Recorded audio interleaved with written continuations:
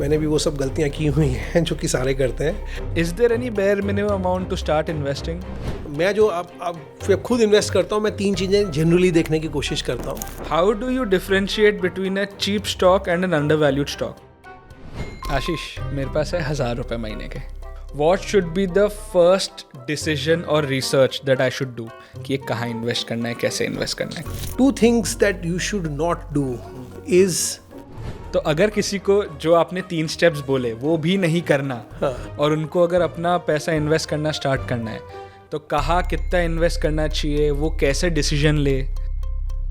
दोस्तों, ये जो मार्केट्स है ना, जैसे ही कोई मार्केट के बारे में बात करता है, ठीक है, आपको हर जगह कोई ना कोई एक्सपर्ट मिल जाएगा. कोई बोलेगा कि एफडी से ज़्यादा कुछ सेफ नहीं है, कोई बोलता है कि आप सिर्फ और सिर्फ इक्विटी में इन्वेस्ट करो, कोई बोलेगा आज के दिन सिर्फ क्रिप्टो ही फ्यूचर है. ठीक है, इतना ज़्यादा शोर है इन्वेस्टिंग की दुनिया में कि कई बार आपको सिर्फ एक एक्सपीरियंस्ड इंसान के साथ बैठना है और उनकी गाइडेंस लेनी है, क्योंकि जो इन्वेस्टिंग है that has more to do with your emotions than the knowledge. और इसीलिए आज के वीडियो में I have got Ashish Nanda, CA Ashish Nanda और Ashish Nanda, chief digital business officer of Kotak securities. इनका 26 साल से एक्सपीरियंस है फाइनेंशियल मार्केट्स में. Ashish ji, welcome to the show. कैसे? Thank you Anshuman, thank you for having me here. Just to correct you, I have been working for 26 years financial market में, लेकिन 24 साल हुए हैं. 2 साल मैं पहले थोड़ी मैन्युफैक्चरिंग कंपनी में काम करता था, but yes I have been here for 24 years. And what excited you about the financial markets to start working here? आपने क्यों मैन्युफैक्चरिंग छोड़ा? See, when you are doing your CA, थोड़ा फाइनेंस की तरफ टिल्ट होता है. स्टॉक मार्केट में तुम्हारा इंटरेस्ट रहता ही है. तो स्टॉक मार्केट में इंटरेस्ट मेरा तब स्टार्ट हो गया था जब मैं सीए की पढ़ाई कर रहा था.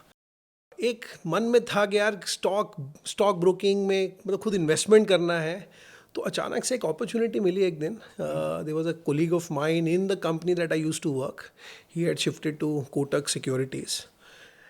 मैं उस समय दिल्ली शिफ्ट हो गया था पुणे से. तो उसका अचानक से कॉल आया, यार दिल्ली में ज़रूरत है, ज्वाइन करेगा क्या?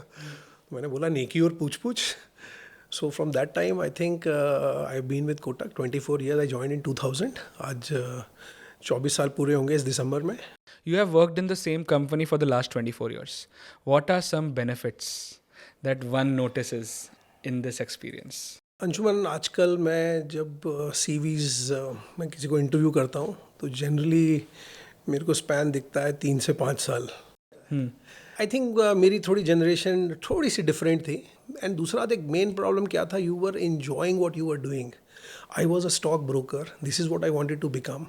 I had love for equities and तुझे पता ही है, वो तुझे स्क्रीन देखा होगा तूने, red blue green rates change कर रहे हैं. It is a different adrenaline rush that happens at any point of time. So I think I've enjoyed every moment of what you have done. तो कभी सोचा नहीं बाहर जाने का. So I think that was the main thing. If you are having fun in what you are doing, I think generally even now I kept changing the roles. Every 3 years to 4 years I've changed my roles. And I really enjoyed working and really enjoyed doing what I've been doing. एक चीज़ मैं आपको पूछना चाहूँगा कि आपका जो first investment amount था वो कितना था? The reason why I am asking this is कि बहुत सारे लोग को ये लगता है कि आज मेरे पास सिर्फ महीने के 1,000 रुपए, तो मैं आज तो इन्वेस्ट करने का सोच नहीं सकता. Let's wait till I reach a savings of lakh, तब तक मैं स्टार्ट ही नहीं करूँगा. आपका फर्स्ट अमाउंट क्या था? वॉरेन बुफे ने कई बार बोला है कि my first investment was done at the age of 11 years. Then he says कि I have been late in investing. I wish I would have invested earlier. तो he thinks कि 11 साल भी लेट हो गया. मेरा पहला investment amount, if I remember correctly, was an amount of 3,000 rupees. Company का नाम था नाहर स्पिनिंग. एंड आज के दिन अगर किसी को स्टार्ट करना हो, what is is there any bare minimum amount to start investing? Anshuman, ये ना बाज़ार में एक मिथ है कि I think you should have a reasonable amount of money. I think it is not about money, it is about the attitude. Even if you have 500 rupees and not even 500 rupees, maybe you have 200 rupees, I think you can invest into the markets. So I think एक habit बनानी पड़ेगी आपको invest करना पड़ेगा. 200, 500, 1000, 2000, 5000 जो भी आप बचा सकें. It is not about income minus expense is equal to savings. It is income minus savings is equal to expense. True. So you have to make saving a habit, and this saving you have to invest. And is there a way to build that habit? Of course. See, मेरे साथ भी हुआ है, कई लोगों के साथ होता है. आप रेजोल्यूशन करते हो और अगले महीने से मैं जिम स्टार्ट करूँगा. Every single year. मेरी लाइफ में वो अगला महीना कभी आता ही नहीं है। But it is like same, जैसे जिम जाने के लिए एक रेजोल्यूशन करते हो, आप उसको तोड़ते जाते हो। मैं आज सुबह उठूंगा और मैं वॉक पे जाऊंगा, और वो सुबह आती है कहते हैं छोड़ यार कल कर लेंगे। It is exactly the same thing. If you have to do it, you can do it, there is nothing in it. आपको एक हैबिट बनानी है कि 1,000 रुपया मैं निकालूंगा। Take out an amount and make sure that you invest that amount month after month into an SIP. And if you have got a large corpus, invest that corpus and monitor it well. I think it is not difficult at all. It is a habit. True. मेरे लिए ये change तब आया जब मुझे realise हुआ कि every single rupee that I am investing today will buy me my time tomorrow. आज 100 रुपये इन्वेस्ट किया, मेरे लिए कोई बड़ा अमाउंट नहीं है 100 रुपये इन्वेस्ट करने के लिए, बट कल जाके मेरे पास 100 रुपये है जिसके लिए मैं ना बोल सकता हूँ। बिल्कुल बिल्कुल 100%। ऐसे ही आपको भी सोचना पड़ेगा कि आपके लिए कितना इंपॉर्टेंट है इन्वेस्टिंग, एंड फिर आपके लिए वो हैबिट बन जाएगी। I completely agree with you. Ashish, मेरे पास है 1,000 रुपये महीने के। What should be the first decision और research that I should do कि ये कहाँ इन्वेस्ट करना है, कैसे इन्वेस्ट करना है, कहाँ से स्टार्ट करना चाहिए? तो अंशुमन देखो, इसका normal regular answer which I generally give to people is never invest on borrowed conviction. But I think generally ना ऐसा होता नहीं है। How does your first investment happen? मेरे लिए भी वैसे हुई थी, मेरे लिए भी वैसे, बहुत लोगों के लिए वैसे होती है कि एक किसी को तुम जानते हो या आपके ऑफिस में या कोई आपका फ्रेंड है या कोई रिलेटिव है जिसको आपको लगता है कि यार ये आदमी को स्टॉक मार्केट समझता है, और आप उसे पूछते हो क्या लेने का, एंड वो आपको एक स्टॉक बताता है। तो आपकी पहली इन्वेस्टमेंट होगी तो ऐसे ही कि आप किसी से पूछोगे क्या लेने का एंड वो आपको बताएगा, and there is nothing wrong in it. My only request to all my clients or whoever I meet is कि when you get an idea, थोड़ा सा उसके बारे में एक बार स्टडी कर लो and then do your investment. Study करना मुश्किल नहीं है, over a period of time study grows on you. किसी ने मुझे बोला था कि market is not about माँ Lakshmi, it is also about माँ Saraswati. So it is a mixture of Lakshmi and Saraswati. Yeah. तो आपको सरस्वती की पूजा तो करनी पड़ेगी, एंड ये क्या है आपको रोज करनी पड़ेगी। माई व्यू इज़ आपको एक स्टॉक मिल गया, उसके बारे में पढ़िए। मैं जो आप खुद इन्वेस्ट करता हूँ, मैं 3 चीज़ें जनरली देखने की कोशिश करता हूँ। 3 चीज़ें हैं। Number 1 is cash flow. Generally profits and losses छुपाए जा सकते हैं, कैश फ्लो नहीं छुपाया जा सकता है। True. So if your profits are coming along with cash flow, आपने कोई माल बेचा 100 रुपये का और 100 रुपये का आपको कैश मिला, तो मतलब आपका 100 रुपया असली है, आपने असली बाज़ार में बेचा। लेकिन आपने 100 रुपया माल बेचा और बाकी जो 100 रुपये जो क्लाइंट ने आपको देना था वो डेटर पड़ा हुआ, अभी तक क्लाइंट ने आपको दिया नहीं है, लेकिन आप बुक्स मैनेज करने के लिए लोन ले रहे हो। That means cash flow is not matching your P&L, your profits or your revenue. One is cash flow, तो you need to understand how cash flows work, and cash flow इसको आ रहा है कि नहीं आ रहा है। जितना प्रॉफिट दिखा रहा है उतना पैसा इसको मिल रहा है कि नहीं मिल रहा है, इज द फर्स्ट थिंग। और जितना फोकस रेवेन्यू और प्रॉफिट में है उतना ही कैश फ्लो को भी देना चाहिए। एब्सोल्युटली। 20% का प्रॉफिट दिख रहा है, ये 20% जेब में आ रहा है कि नहीं आ रहा है, ये सबसे इंपॉर्टेंट है। Second is management. सब बोलते हैं मैनेजमेंट अच्छी होनी चाहिए, मैनेजमेंट ख़राब नहीं होनी चाहिए, चोर नहीं होनी चाहिए, हमने सब सुना है। समबडी हु आस्क्ड मी, यार ये तो आप बोलते हो मैनेजमेंट होनी चाहिए, बट पहचाने कैसे है मैनेजमेंट ये अच्छी है कि बुरी है? शक्ल से तो समझ नहीं आता है। So my answer to him was कि आप management comes with quarterly earnings call, वो अपना रिजल्ट दिखाते हैं और साथ में उसके बाद 1 घंटा बात भी करते हैं एनालिस्ट से। आई think you should hear that analyst call. आपको एनालिस्ट कॉल से काफ़ी देर आइडिया लग जाएगा ये आदमी कितना सच्चा है कि ठीक नहीं है, एंड इज ही कंसिस्टेंट और नॉट। हर क्वार्टरली कॉल में आके कोई नई बात करता है तो मतलब यहाँ पे कुछ चल रहा है। But I think if he is consistent, I think the management is good. The second way also to check management is क्या इसमें म्यूचुअल फंड ने इन्वेस्ट किया हुआ है, क्या इसमें FI ने इन्वेस्ट किया हुआ है, क्योंकि वो लोग ना ठोक पीट कर ही इन्वेस्ट करते हैं। अगर ये 2-3 चीज़ें हैं तो I think over a period of time you will understand ये मैनेजमेंट अच्छी है कि नहीं है। Third and the foremost is whether the business is worth investing और नॉट। आप कोई प्रोडक्ट बना रहे हो जिसका समय बीत चुका है, तो बीत चुका है, तो I am think you to also get into यार ये कंपनी का फ्यूचर क्या है, प्रॉस्पेक्ट क्या है, एंड थोड़ा आइडिया लग जाता है. For example these days we keep talking about green energy of the future. You should get into companies which are getting into green energy. उसके बाद देखना है कि मैनेजमेंट ठीक है कि नहीं है, प्रॉफिटेबिलिटी कैसी है नहीं है. And I think broadly these are the 3 things that I look at. And I think these are 3 things any investor should also look at. Yes. जैसे ये जो कंसिस्टेंसी ऑफ कॉन कॉल्स है, that is something which I also follow. और ये चीज़ के लिए अब मैं AI भी यूज़ करता हूँ. हम क्या करते हैं कि ये क्वार्टर में, जैसे लेट्स से 2 साल पहले इस क्वार्टर में इस कंपनी ने बोला था कि वो इस प्रोजेक्ट को परस्यू करने वाले हैं. राइट. तो हम लास्ट 12 क्वार्टर्स के हम अपलोड कर देते हैं और बोलते हैं कि has this trend been consistent. जैसे आपने कहा हर बार नई नई चीज़ ना बोले, तो ये चीज़ चेक करना अब और भी आसान हो गया है AI एंड टूल्स की वजह से. तो अब because you know consuming information has become so easier, do you also think कि अब स्टॉक को रिसर्च करना भी कम टाइम लगेगा? कम टाइम लगना शुरू हो गया अंजुमन.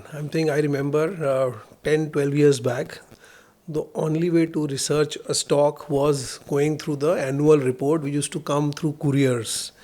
फिर धीरे धीरे क्वार्टरली अर्निंग्स शुरू हुई तो लोगों ने थोड़ा कॉन कॉल्स करने शुरू किए. Then research reports became more accessible to customers, तो कस्टमर्स ने रिसर्च रिपोर्ट्स पढ़नी शुरू की. But I think in today's world life has become really really easy. Having said that, थोड़ा मेहनत तो अभी भी करनी पड़ेगी. I am saying you can't take all this information and at face value.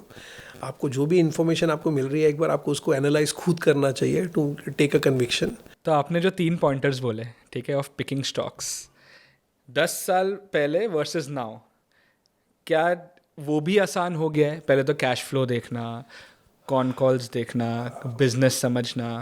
देख, कॉन कॉल सुनना तो आसानी है. 1 घंटे की कॉन कॉल होती है, 1-1.5 घंटे की. थोड़ा स्पीड तेज करके 1.25, 1.5. Most companies do their con call. I think consistent listening to the con call is not difficult at all. Whether this business is the new age business or an old age business और थोड़ा product, आई think थोड़ा सा R&D किया तो वो भी ज़्यादा difficult नहीं है. मेन इशू आता है more cash flows are matching the profits और नॉट. आई थिंक थोड़ा सा इसमें रिसर्च रिपोर्ट्स का हेल्प लेना चाहिए, थोड़ा सा हेल्प लेना चाहिए. If you are from a technical background, if you are a chartered accountant और if you understand accountancy and all, थोड़ा आप खुद मैच कर पाते हो. नहीं तो generally some people find it difficult to match cash flows और नॉट. बट उसके लिए I think if you take a little bit of help of the research reports which give you some sense of what is happening in the company, I think it is always useful. But it is not rocket science. मैं तो ये बोलूँ क्या, थोड़ा थोड़ा practice करने से आ जाता है. 1-2 बार आप पढ़ोगे, आपको समझ आ जाएगा क्या देखना है क्या नहीं देखना है. एंड बाहर से जिन लोगों ने नहीं किया है, कई बार ऐसा ही लगता है कि ये तो बहुत ज़्यादा डिफ़िकल्ट है, स्टॉक पिकिंग बहुत difficult. And that's why there are different kinds of assets today, simpler for the audience, right? तो अगर किसी को जो आपने 3 स्टेप्स बोले वो भी नहीं करना, और उनको अगर अपना पैसा इन्वेस्ट करना स्टार्ट करना है, तो कहाँ कितना इन्वेस्ट करना चाहिए, वो कैसे डिसीजन ले? मैं कई जगह बोलता हूँ कि I think the right way to invest is your first investment has to be in mutual fund. तो आपको लगता है म्यूचुअल फंड सही है? देख, आई टेल यू, मैं तेको थोड़ा इसका थोड़ा सा एक वो बैकग्राउंड देता हूँ. सेबी बोलता है कि lot of people are losing money in F&O. Unfortunately, what had started happening is कि क्विक मनी का ज़माना आ गया है. People want to become rich tomorrow. So and with all the talk around F&O and videos and people, and थोड़ा लोगों ने भी ऐसा दिखाया कि पैसा बनाना ईजी है. People have started doing the reverse thing. Start with F&O. जब हाथ जलता है तो समझ आता है इक्विटी में जाना चाहिए. तब भी लगता है यार चलो स्मॉल कैप ट्राई करते हैं. हाथ जलता है तो मिड कैप, हाथ जलता है तो लार्ज कैप. फिर समझ आता है यार म्यूचुअल फंड ही ठीक है. कुछ नहीं आता है तो म्यूचुअल फंड से स्टार्ट कीजिए, लार्ज कैप म्यूचुअल फंड. उससे भी पहले बोलूँगा, सबसे पहले कवर कीजिए अपनी हेल्थ इंश्योरेंस. उसके बाद कीजिए अपनी लाइफ इंश्योरेंस. अपने फैमिली को प्रोटेक्ट कीजिए, अपनी हेल्थ को प्रोटेक्ट कीजिए. उसके बाद आता है म्यूचुअल फंड. कुछ नहीं तो SIP से स्टार्ट कीजिए. लमसम डाल सकते हैं तो लमसम डालें. जैसे जैसे रिस्क एपिटाइट बढ़ती है और आपको लगता है यार ठीक है मेरा भी एक थोड़ा था कॉर्पस बन गया, 5 लाख 10 लाख 20 लाख जो भी आप बनाना चाहते हैं, then you can say 10% goes into mid cap, maybe another 10% goes into small cap. धीरे धीरे baby steps and then get into stocks. And stocks में भी get into stocks which are more evolved. Don't get into सीधा कि यार मेरे को तो डबल करना है, क्योंकि डबल तो इतने आराम से कुछ होता नहीं है. ये कहने की बात है. मार्केट के अंदर पैसा बनाना आसान नहीं है, पैसा खोना थोड़ा सा ज़्यादा आसान है. बाज़ार में 2 ही चीज़ें काम आती हैं. एक है पेशेंस एंड दूसरा है थोड़ा सा माँ सरस्वती. सो आई एम सेइंग माँ सरस्वती की पूजा कीजिए, माँ लक्ष्मी अपने आप आपको मिलेंगी, एंड थोड़ा be patient in life. And ये जो मिड कैप में कितना जाना चाहिए, लार्ज कैप में कितना जाना चाहिए, वो जो एलोकेशन है, वो एलोकेशन कैसे डिसाइड किया जाए? What I personally understand is it is more about your risk appetite. आप अपने आप को जानिए, पहले अपने आप को समझिए. मैंने कई बार लोगों को देखा है जिनकी रिस्क एपिटाइट बिल्कुल नहीं होती and they get into risky assets. That is where the difference happens. Whether you are a trader or you are an investor, first you have to know yourself. If you are an investor, you have to be patient. Patience is the core thing, core discipline that a investor should have. दूसरी तरफ है trader, which is more to do with discipline, process. आपने पैसा डाला, अभी disciplined रहो, जो आपने सोचा है वैसा ही करो. Don't let emotions override you. If you have got this right, I don't think you will ever have a problem. Having said that, when you kind of invest into the markets, slow start करें, धीरे धीरे अपनी risk appetite बढ़ाएं. I think you have to start small. The word is start small. एक stock में डाला, थोड़ा उसको मॉनिटर किया, थोड़ा उसका रिसर्च रिपोर्ट पढ़ना शुरू किया, थोड़ा सा कॉन कॉल सुने, एक बार आपको कॉन्फिडेंस आया तो then put more money behind it. Stock कहीं जा नहीं रहा है, if stock is good it will keep growing. मुझे ऐसा लगता है basics is best. Even now go with the best stock in India, they will keep growing. If India is to become a, say, $10 billion economy or a $20 billion economy, the large will become even larger. So I'm saying large cap mutual fund is a great place to be. And at Kotak Neo, we have got something called baskets. हम अपनी curated baskets बनाते हैं. थोड़ा RA baskets भी हैं. हमारी 2 curated baskets हैं. One is called Focus 10 and one is called Super 20. 2 हमारी basket हैं.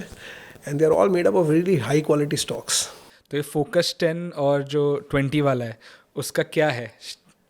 On what basis are the companies selected? High quality stocks. This is the story of India. Large cap, very small flavor of mid cap. जो हमें लगता है कि India के next so many years they will be the leaders. Leaders will remain the leaders. I think small companies can become big, but वो तुमको ढूंढनी पड़ती हैं. ये कौन सी कंपनी निकलेगी? Difficult. But large will become larger. जैसे आपने बड़े और महंगे कंपनीज के बारे में बात की, ठीक है, इसका एक उल्टा भी है, which is like cheap companies. How do you differentiate between a cheap stock and an undervalued stock? Because this is the biggest trap. Absolutely. जैसा आपने कहा, बोरिंग किसी को नहीं करना है, सबको थ्रिलिंग चाहिए. इसमें कोई डाउट ही नहीं Anshuman. Lot of customers come and tell me, और ये स्टॉक तो बहुत महंगा है, ये स्टॉक 1800 रुपये का है तो बहुत महंगा है, मुझे कोई 50 रुपये वाला स्टॉक बताइए. So I think this is a myth in the market.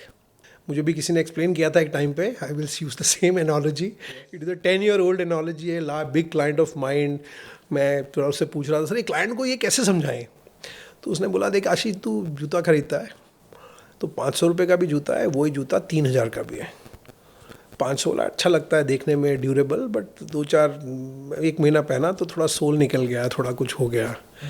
5000 जूता थोड़ा ब्रांडेड, थोड़ा सा तूने ज़्यादा पैसा दिया है, बट ये थोड़ा ज़्यादा चलेगा, मतलब 1 साल चलेगा. कहता है इसका मतलब, तो कहने का मतलब ये है कि 500 doesn't mean value, cheap stock doesn't mean value, and high price stock doesn't mean it is overvalued. कहानी ये है कि जो स्टॉक है तुम्हारे पास, आई थिंक वो तुमको देखना है कि इन रियल टर्म्स उसके पीछे क्या चल रहा है. आप एक 500 रुपये का स्टॉक लेते हैं, छोड़िए 500 जोड़ता हूँ, 100 रुपये का स्टॉक लेते हैं बट वो लॉस मेकिंग कंपनी है. आप एक 2000 रुपये का स्टॉक लेते हैं बट वो 20% प्रॉफिट से ग्रो कर रहा है. It is got all the right ticks. Which one you should buy? You should not buy the 100 one, you should buy the 2000 worth of stock. That is where it is. पर इसमें ज़्यादातर लोगों का ये कहना होता है कि एक 5 रुपए की चीज़ 50 बनना ज़्यादा आसान है as compared to a 2000 rupee thing becoming 20,000. I'm saying that at the end of the day ये logic गलत नहीं है, but at the end of the day you can't buy a stock blindly. And less about price. 5 रुपये की company या 50 रुपये की company, it is about market cap of the company. एक कंपनी की मार्केट कैप 1000 करोड़ है, क्या वो 5000 करोड़ फास्ट हो सकती है? प्रॉबेबली हो सकती है, बट आपको वो 100 में से एक ऐसी कंपनी मिलेगी 1000 करोड़ मार्केट कैप वाली, जो कि 5000 या 10,000 करोड़ की मार्केट कैप हो जाएगी. आपको लेंस से ढूंढना है. अगर आपको ढूंढ पाओगे तो ठीक है, but I think I have got clients who keep hunting multi-baggers, and they have been able to, a few clients have also been able to find it. तो एक अच्छा मल्टी बैगर कैसे ढूंढे, लाइक सस्ते प्राइस में अच्छा multi bagger कैसे ढूंढते हैं? देख, इसका कोई मेरे पास, देख early part of my life know, मैंने भी वो सब गलतियाँ की हुई हैं जो कि सारे करते हैं. मल्टी बैगर मैंने भी बहुत ढूंढने की कोशिश की है, बहुत लोगों से बात की है. All those ideas have not become crazy big ideas, और जो आइडियाज़ बड़े हुए भी, I have probably sold them much early in life. Example देता हूँ तेरे को, मारुति, जब उसका IPO आया 2003 में आया, आई थिंक द प्राइस वाज 150 और 180 something like that, and Maruti was a big thing. IPO में डाला, IPO लगा, आई थिंक सबको IPO लगा, मेरे को भी IPO लगा. उस समय आई थिंक मिनिमम वाज 150, 1,50,000 मिलना था, मुझे 1,50,000 मिला. But as being closer to the market, and रोज तुम स्टॉक को देखते रहते हो, तो आई थिंक आई सोल्ड, जब डबल हुआ मैंने बेच दिया. Had I not sold, the kind of wealth I would have created would have been different. So the गलतियाँ लोग करते हैं कि अच्छा स्टॉक आता है वो डबल होता है. तो आपके पोर्टफोलियो में 10 स्टॉक हैं, 5 पॉजिटिव में है, 5 नेगेटिव में है. 5 जो पॉजिटिव में है उसमें मारुति है, 5 जो नेगेटिव है उसमें कुछ ऐसे नाम है शायद आपको नहीं पता है, लेकिन आपको ना जनरली मारुति बेचना आसान लगेगा क्योंकि वो प्रॉफिट में है. आप लॉस वाले स्टॉक नहीं बेचोगे. Idly, the saying is, and as Warren Buffett, मतलब lot of big people say, you have to ride your profits and you have to get out of your losses. But हम सब गलती करते हैं, मैंने भी लाइफ में बहुत गलती करी है. I'm hoping that I have learned, but I think this really happens when you practice it. If the stock is good, it is doing well, there is no reason why you should sell it. I have done that mistake in my life, I repent it. And if the stock is not doing well, just go behind that stock, थोड़ा पढ़ो, अगर आपको ठीक नहीं लगता तो एक बार बाहर निकलो. आप अपने क्लाइंट्स के लिए गोल प्लानिंग कैसे करते थे? सी देख, गोल प्लानिंग का तो सिंपल फार्मूला है. पहला तो क्लाइंट से बात करना पड़ेगा तुम्हारे गोल्स क्या हैं. If your goal is a smaller goal, मेरे को घूमने जाना है, I think your plans can be shorter. 1 year plan, 2 year plan, 3 year plan. Goa जाना है तो 1 साल, दुबई जाना है तो 2 साल, गाड़ी लेनी है तो 4 साल, मतलब you can have shorter plans. But if your goals are like I want to buy a home or retirement planning, then you have to have real long term goals. अगले 20 साल 25 साल मैं क्या करूँगा, कैसे करूँगा, जो मेरे को सैलरी आएगी, how will I take money out of my salary. So I had, for example, done goal planning for my daughter. मैंने एक sum था जो जोड़ना था, and markets had been kind over the last 10 years. So I think वो जुड़ गया. But I think once she joined the college, I made one point. I took the money out and put it into a fixed income return. क्योंकि मेरे को भी market की volatility नहीं चाहिए थी, because this money had to be secured for her fee to be paid over the next whatever 4 years. So first figure out the why, then figure out the amount. जैसे इन्होंने कहा था 10 साल पहले आपने अपनी बच्ची की एजुकेशन के लिए किया था, तब कॉलेज के रेट्स अलग होंगे, आज अलग होंगे, तो आपने इन्फ्लेशन के हिसाब से प्लानिंग की होगी.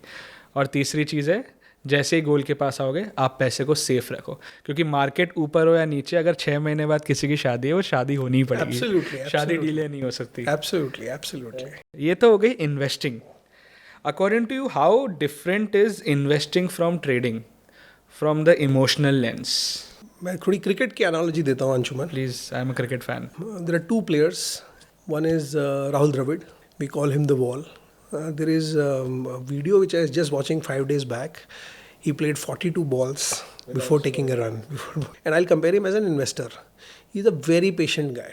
He will not score a run. He wants to make 100. He will take 2 days in making that 100. That is how investing is. तुमने पैसा डाला, now you have to be patient with it. You are sure तुम्हारे पास वो skills थे, तुमने अच्छे company choose की, तुम उसको मॉनिटर कर रहे हो, और अभी आप उसको लगेगा समय ग्रो करने में. दूसरी तरफ है सूर्य कुमार यादव. आजकल लोग एग्जाम्पल लेते हैं अभिषेक शर्मा. उसको पेशेंस से कोई लेना देना ही नहीं है. उसको पेशेंस से कोई लेना देना ही नहीं है. उसको चाहिए मौका, और उसको मौके पे मारना है चौका. This batting style I will say is a batting style of a trader.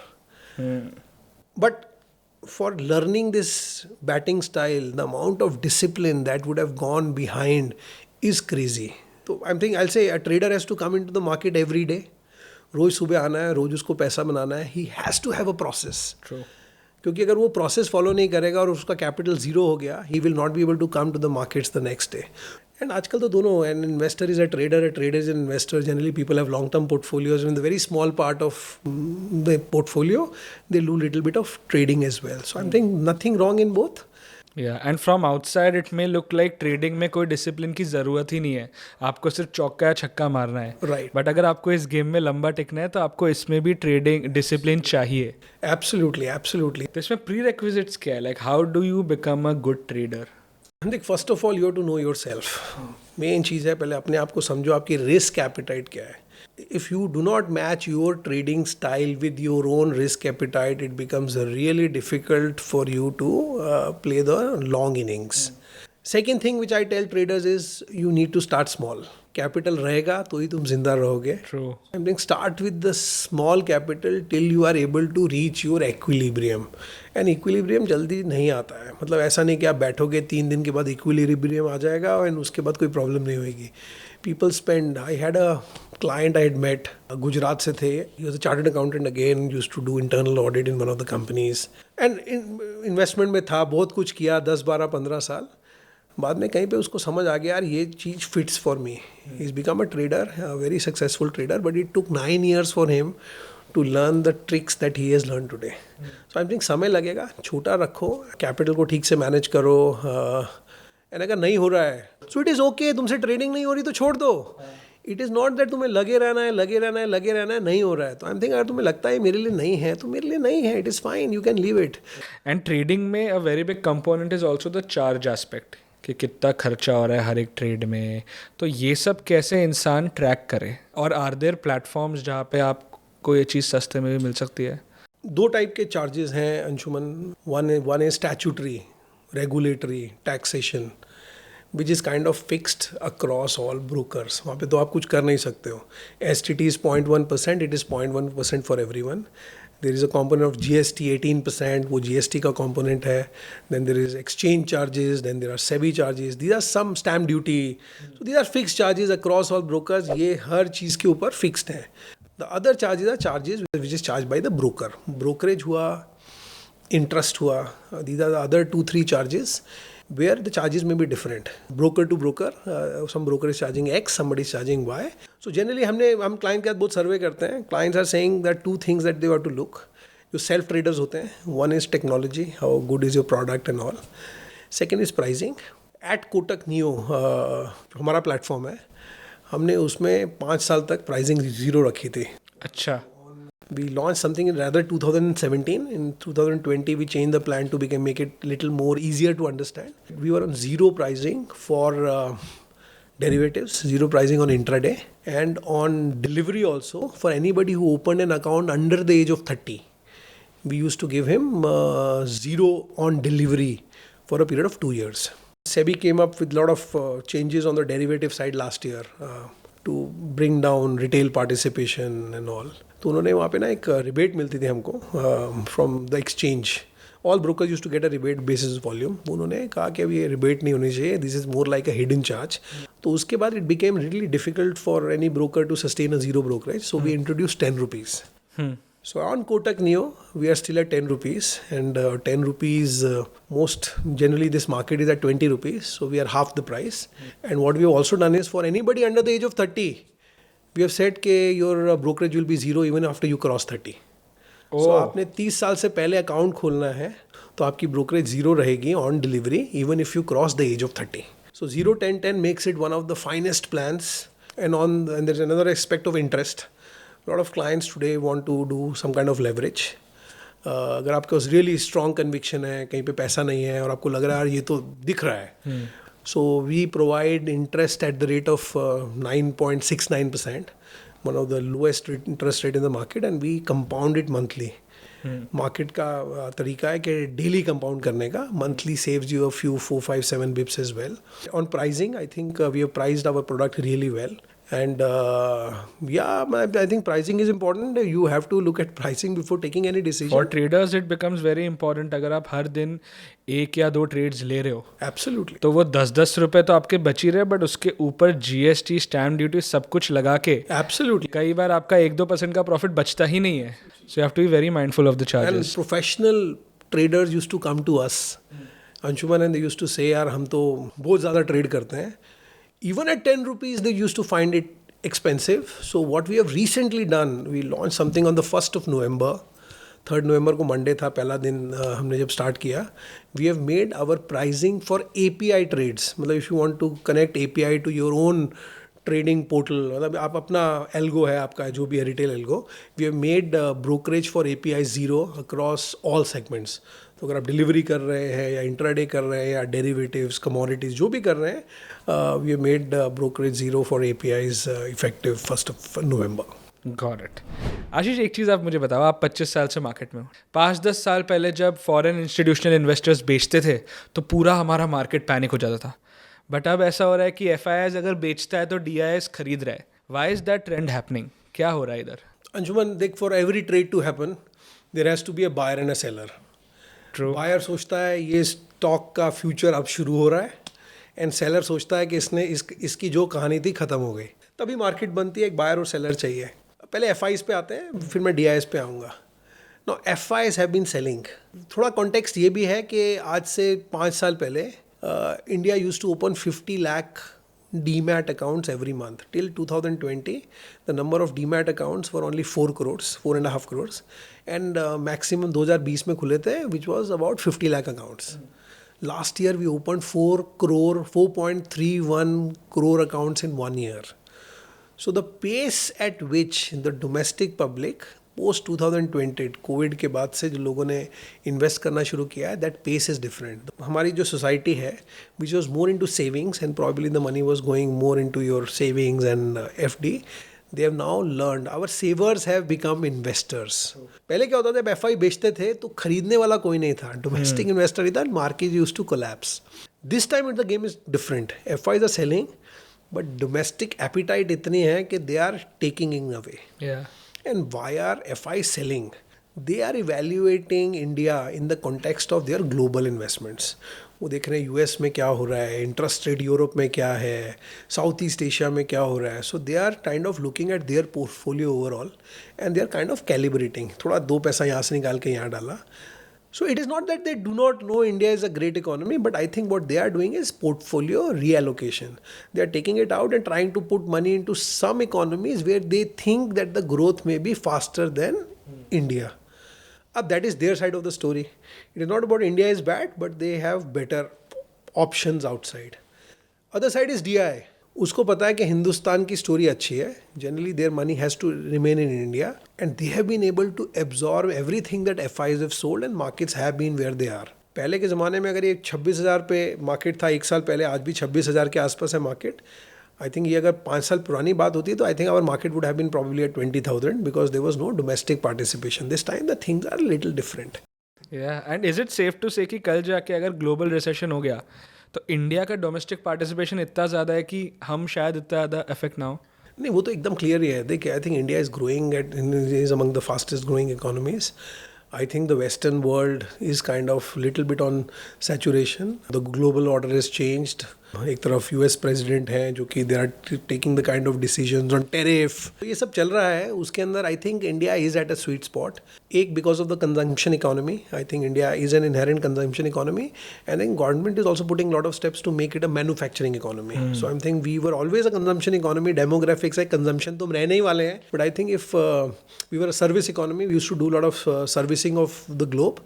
I think if we move to becoming a little bit of manufacturing economy, which there are baby steps we already taken, but I think अगर वहाँ पे थोड़ा होता है, I think India is a great story to be इन.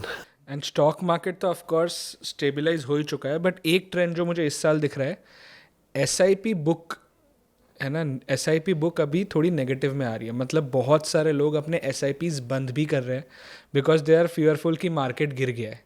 तो मैं ये बोलना चाहूँगा कि अगर आप जब चीज़ें सस्ती है तब आप अगर ख़रीदना बंद करोगे तो फिर आपका जो पोर्टफोलियो का जो कॉस्ट है वो तो बढ़ेगा ही ना. तो जब सेल लगती है तब आप खरीदते हो. वैसे स्टॉक मार्केट में भी अभी सेल अगर लग रही है, अगर आपको लग रहा है तो आप डरो मत, आप चीज़ें बेचो मत, आप एक्चुअली ज़्यादा खरीदो. That is a lesson I think which new investors need it. Absolutely. But I am saying, मुझे लगता है कि our investors have become more mature. Yes, 100%. When there are 10 crore SIPs running, a 10 lakh negative is a very small amount. Generally, I have not seen the trend of everybody stopping their SIPs. I think India is a mature economy today. थोड़ा तो देख होता ही है. जब थोड़ा नीचे आता है ना, इफ़ यू आर इन्वेस्टर जो थोड़ा नेगेटिव देखता है, generally there are people who shy away. Yes, 100%. आपकी क्या है प्रेफरेंस गोल्ड और सिल्वर में? See, when I say you should have good asset allocation, there is no doubt gold comes as part of that asset allocation. Precious metals is an important part of allocation, and India के अंदर I think gold and silver is part of allocation for most of the households, because India में Indian housewife will have lot of gold. एक fact बताना चाहूँगा आपको, Indian household women हाँ, hold more gold than the 5 biggest countries combined. I am sure. ये last year का fact था. It is astonishing. मुझे किसी ने बोला था अगर आप दुनिया का सारा gold Olympic size swimming pool में डाल दो तो 17 स्विमिंग पूल भरेंगे, उसमें से 3 स्विमिंग पूल इंडियन हाउसवाइफ्स के पास है. Wow. I think they've clearly shown that they've been the most intelligent of all the investors. Yeah. But I think on the asset allocation side, I think about 10 to 15%, depending upon your appetite, should be gold and now silver. Gold has to be bigger, silver has to be smaller. So I think it has to be 15-20%, maybe 20, but not more than that, because gold and silver को आप fundamentally evaluate नहीं कर सकते हो. There is no bonus, there is no earnings, there is no cash flow, there is no management. So I think 15 to 20% is more than enough. That is the kind of money that you should have on this, depending upon your appetite, 5%, 10%, but some allocation definitely. थोड़ा run up हो गए हैं, but I think again, I think the best way is to do SIPs. I'm saying gold ETF में और silver ETF के अंदर SIPs I think is one of the best ways of doing it. I know somebody who does daily SIP into gold and silver. So I think people have become innovative. But for me, like gold and silver shouldn't even be, discussed together. दोनों के जो behavior और traits है वो बहुत ज़्यादा अलग है. So if you given a chance, what will you do? Gold or silver? I will pick only gold. You'll pick only gold. I'll tell you why. Because जितना ज़्यादा मैं रिस्क लेना चाहता हूँ वो रिस्क के अगेंस्ट एक कुशन होना चाहिए. Right. And for me gold is that insurance. आप समझ रहे हो. बट अगर मैं सिल्वर की बात करूँ, सिल्वर 40 साल पहले का जो ऑल टाइम हाई था वो इस साल ब्रेक हुआ है. बट गोल्ड में आप कोई भी डेकेड का परफॉर्मेंस देख लो, gold has always gone up. So why is it that silver is so volatile? I think the gold is more trusted. Gold is something which central banks also keep. Silver is kind of a new thing, and I think वो industrial demand के कारण I think it is something which is growing. My macro hunch is that her continent में कोई ना कोई war या tension चल रही है. ठीक है, ये सब टेंशन के बीच में एक ही सेफ हेवन है जो यूनिवर्सली एक्सेप्टेड है. And that's why the bet is कि even if gold does not give me returns, कल जाके अगर हर चीज़ की वैल्यू निकल जाए फिर भी गोल्ड रहेगा. तो it is just an insurance of my portfolio. I am sure. And I think India has been lucky for that matter, because India has an inherent love for gold, which is true. But जो silver है, silver का अभी beauty ये है कि last 1-2 सालों में silver ने बहुत ज़्यादा रिटर्न दे दिया. How do I find out कि सिल्वर को कब बेचना चाहिए या फिर कब खरीदना चाहिए as an investor? Like it is not, see, these are not straightforward answers. Like the equity में क्या होता है, आप फंडामेंटली एक स्टॉक को एनालाइज करके बोल सकते हो कि ये लेना चाहिए. This is more demand and supply. And the supply of silver and gold is limited, and we believe the demand for gold and silver will always be there, and that is why the price keeps going up. ठीक है, I think I have asked all the questions that I had in my mind. अब आप मुझे एक summary दे दो. ठीक है, एक summary of life. It's been like 25-30 years since you have been working. Okay, एक तो हो गए 2 to 3 things that one needs to keep in mind while thinking about money, and 2 to 3 things that one needs to keep in mind while thinking about their career and career growth. पहले career पे आता हूँ. I think one thing I tell everyone, हमेशा when you are students, no, you are fearful that मुझे I will like get a job, will I get a good job, is this the right place? I believe there is a destiny for everyone. You have to keep that faith that I will get a good job. I will be at a good place if I start my own business, if I do whatever. That faith and trust has to be there.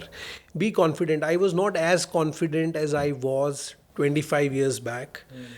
That time I didn't know what my journey would be. And I think you have to have that trust. I will do well. That confidence will make a huge change in how you approach your life. And there is something for you. तुमको नौकरी मिलेगी नहीं मिलेगी, तुम कुछ करोगे नहीं करोगे, you will be worth while in your life, you will do something good in your life ultimately. That is the confidence that you do have from the career perspective. सब ठीक हो जाएगा. On investments, I think two things that you should do and two things that you should not do is how I will kind of break into. Two things that you should do is number one, the core line, income minus savings is equal to expense. Beautiful. The second thing is asset allocation. You do not have to put all your money into one pocket.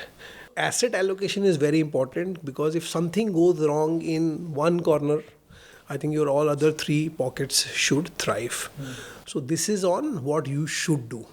Two things that you should not do is number one, don't invest not knowing your risk appetite. Yes. तुम अगर राहुल द्रविड़ हो तो राहुल द्रविड़ की तरह खेलो, अगर तुम सूर्य कुमार यादव हो तो सूर्य कुमार यादव की तरह खेलो, एंड अगर नहीं खेला जा रहा है सूर्य कुमार यादव की तरह, it is easy to play like Rahul Dravid. Go back to Rahul Dravid ways. But I think it is easy to do an investing than do trading. Investing में अगर आप ठीक से करोगे तो आपका इन्वेस्टिंग हो जाएगा. The second thing that you should not do is don't run behind quick money. मतलब ये मत सोचो कि यार मेरे को पैसा बनाना है. This market is for wealth creation, it is not for giving you an income. So if you will treat this market as wealth creation, this market will be yours, and overriding everything is that respect your money. True. If you will not respect your money, nobody else will. So I'm thinking monitor your money, invest your money properly, and माँ सरस्वती की पूजा करो. So true, so true. अगर आप 1 साल patient रहोगे तो market आपको एक फ़ोन दिलाएगा. अगर आप 15 साल पेशेंट रहोगे तो मार्केट आपको घर दिलाएगा. अब आप बताओ कि आपको क्या चाहिए मार्केट से. Wonderful, wonderful. Thank you so much for this conversation. बहुत मज़ा है आपसे बात करके. इन्वेस्टिंग और ट्रेडिंग दोनों के बारे में कई सारे इंसाइट्स मिले. आई एम श्योर बहुत सारे लोगों को भी नई नई चीज़ें सीखने को मिला है. आशीष जी को फॉलो कीजिएगा. आप ट्विटर लिंक्डइन में हो? मैं ट्विटर पे थोड़ा, लिंक्डइन ट्विटर दोनों पे मेरा अकाउंट है. डिस्क्रिप्शन में ट्विटर का हैंडल है, आप इनको फॉलो कीजिएगा. एंड चेकआउट कोटक नियो अगर आप एक ट्रेडर या फिर इन्वेस्टर हो. अगले वीडियो में मिलेंगे. Good bye and see you guys next time. Thank you everyone.